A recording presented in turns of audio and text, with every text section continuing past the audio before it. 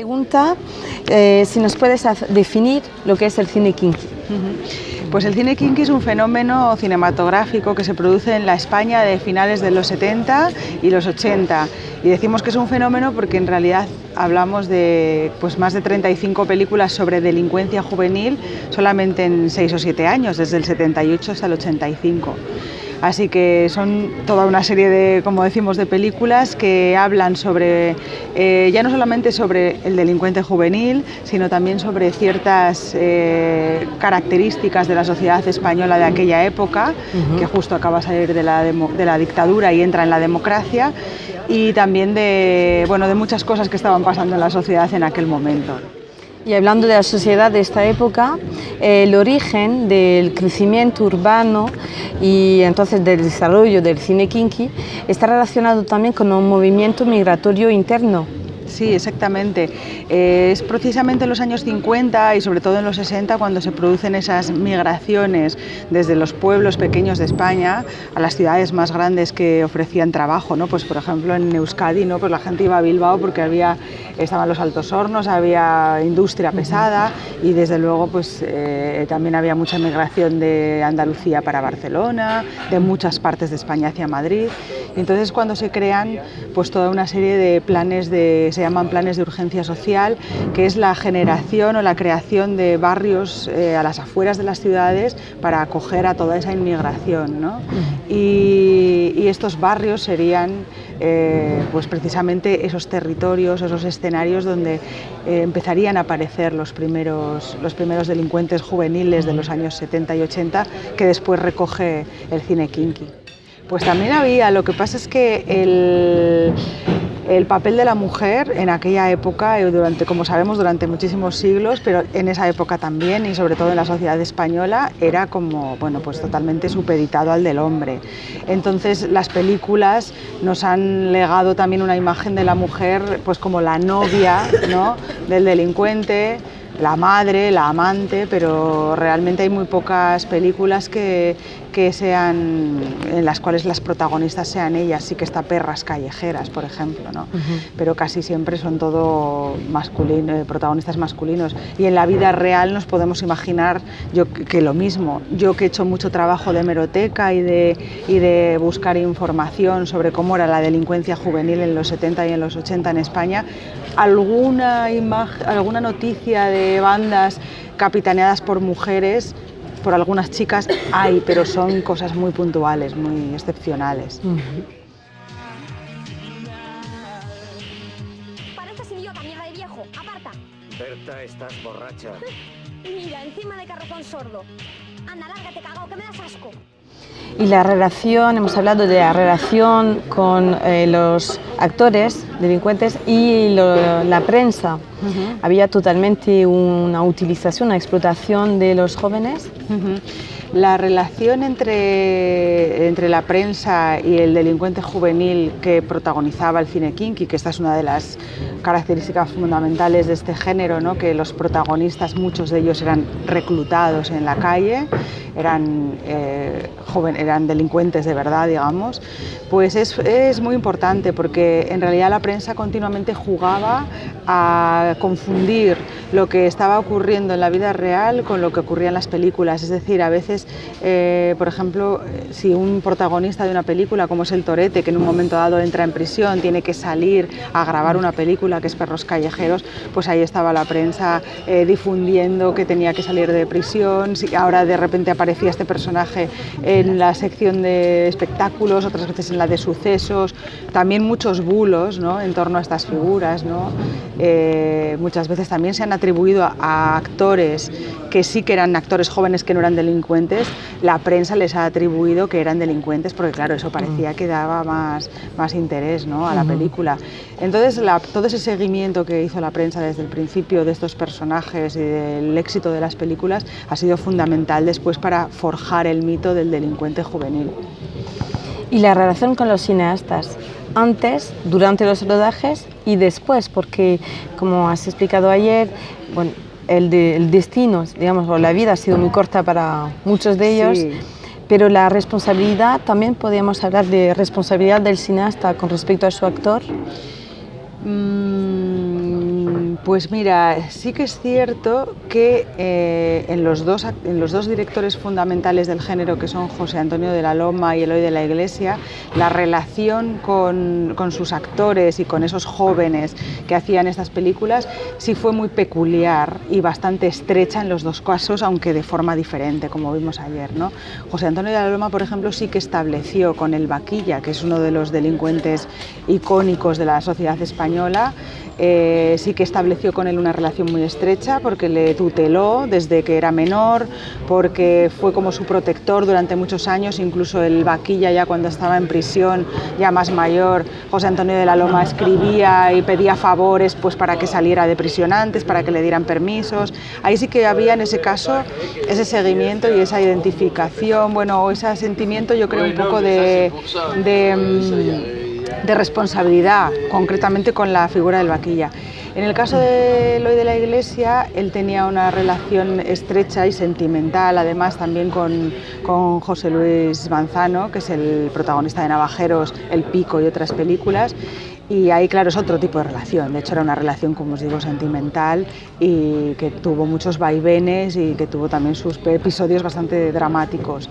Pero en realidad, aparte de estos dos casos concretos, yo creo que estos personajes daban ese plus de veracidad a las películas, de fascinación también para el público, pero después seguían su camino y algunos de ellos sí que fueron un poco juguetes rotos, como el caso que comentábamos ayer de El Mini, que es el protagonista de Prisa, que después de hacer la película, triunfar en Berlín, pues en realidad se quedó ahí como en el aire porque nadie le llamó para hacer películas, ¿no? En realidad no era un actor, era una persona, era un chaval de la calle, y eso hizo después pues que también tuviera un final bastante trágico, ¿no?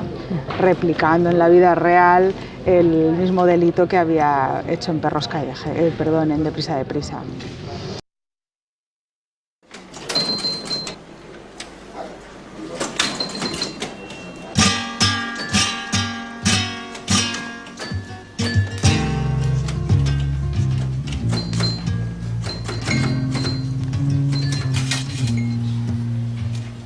Érase una vez una mariposa blanca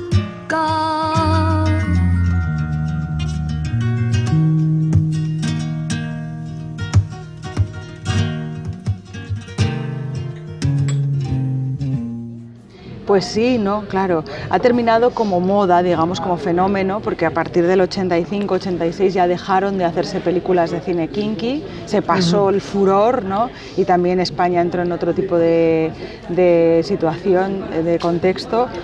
Pero claro, esos iconos y este cine ha tenido y sigue ejerciendo una fascinación muy grande sobre posteriores generaciones y generaciones también de cineastas y de autores, ¿no?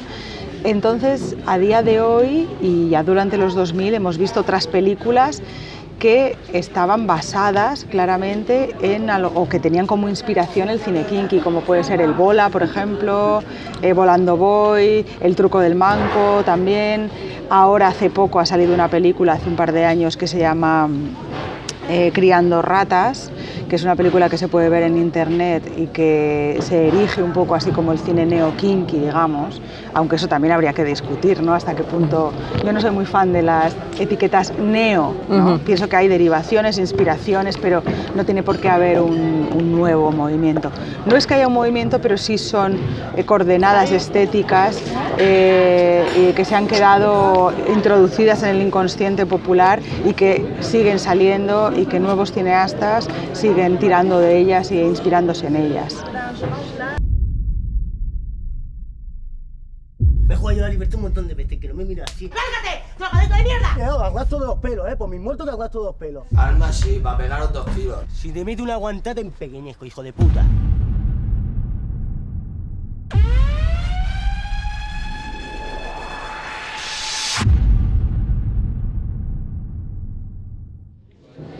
Pues mira, las películas del cine kinky en su momento, aquí en España muchas de ellas tuvieron un éxito tremendo, otras ya se hicieron directamente para pasar un poco como a la serie B, es decir, que ya se sabía que iban a durar poco en cartelera y tal.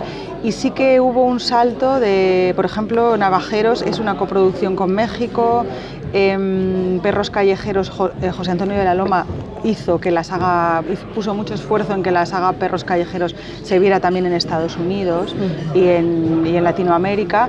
Y es curioso porque Perros Callejeros, por ejemplo, sí se llegó a poner durante un tiempo en Nueva York, en cines de Nueva York, se ponía también en sesiones de estas así de double feature, ¿no? de sesiones de serie B, y era vista como el cine de bandas español ahí, ¿no? Pero también impactaba, estuvo mucho tiempo en cartelera Perros Callejeros 1 en Nueva York porque precisamente por el tema de la verité, ¿no? Porque la gente pensaba que era como un medio documental, lo interpretaba más como documental que otra cosa. La distribución, bueno, excepto estos casos puntuales, es un fenómeno fundamentalmente español, aunque también te diré que tiene su reflejo en otras cinematografías.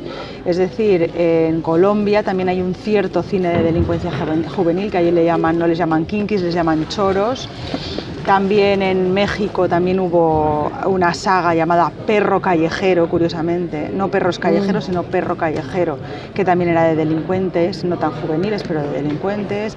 Y en Italia también hay alguna cosa, porque he conocido gente que estaba haciendo la tesis sobre cine kinky italianos y me explicaban, ¿no?, ciertos reflejos que ha habido en otras cinematografías, pero como un corpus así tan definido, ¿no?, y tan claro y tan exitoso además, es un fenómeno puramente español.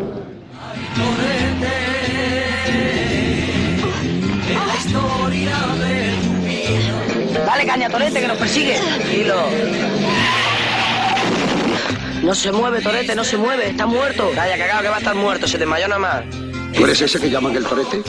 Sí, señor. Adentro.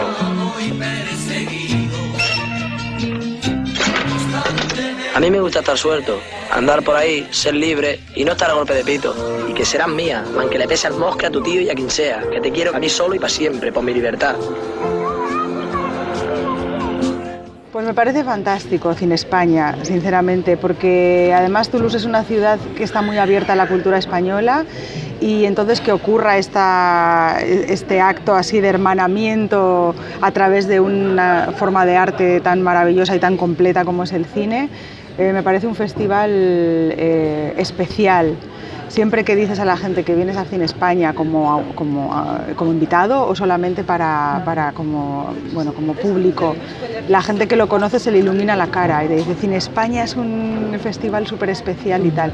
Y la selección es muy buena, ha habido un montón de películas que son interesantísimas. Selfie, por ejemplo, es una película interesante. Sí, sí. El bar de Alex de la Iglesia, Oleg, que la echan hoy, que es un documental que también creo que merece mucho la pena. Toda esta combinación además entre ficción, documental, también hay como videoarte o cine más experimental. Yo creo que es un festival súper completo además para entender cuál es la creación cinematográfica ahora en España. Muchas gracias. De nada. Ya está. Ya está.